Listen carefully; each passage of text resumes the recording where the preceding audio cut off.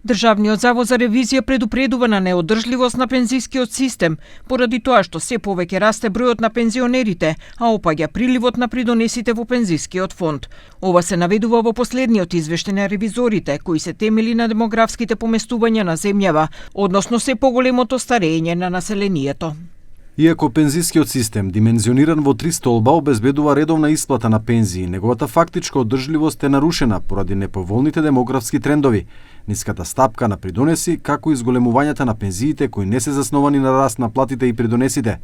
Иако пензиите се исплаќаат навремено, тоа се постигнува со растечки буџетски трансфери и со одложување на потребните структурни реформи. Извештајот наведува и дека првиот столб на пензискиот систем, кој е организиран на солидарна основа, континуирано работи со негативно финансиско салдо. Расходите за пензии ги надминуваат приходите од придонеси, а дупката во пензискиот фонд се покрива со префрлање пари од буџетот, кои достигнуваат и до над 690 милиони евра. Дополнителен товар се и линеарните покачувања кои не се во согласно со зголемувањето на платите.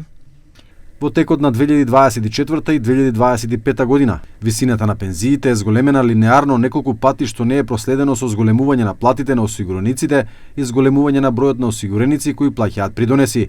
Во отсуство на навремени и ефективни реформи, трансферите од буџетот за првиот пензиски столб би можеле да достигнат 7,4% од БДП во 2057 година, што ќе доведе до сериозно оптоварување на централниот буџет. Според демографските проекции, во следните 30 години се очекува учеството на лицата над 65 години да се зголеми на над 34%, додека работоспособното население ќе се намали за речиси половина милион лица, што дополнително ќе ги засели притисоците врз јавните финансии.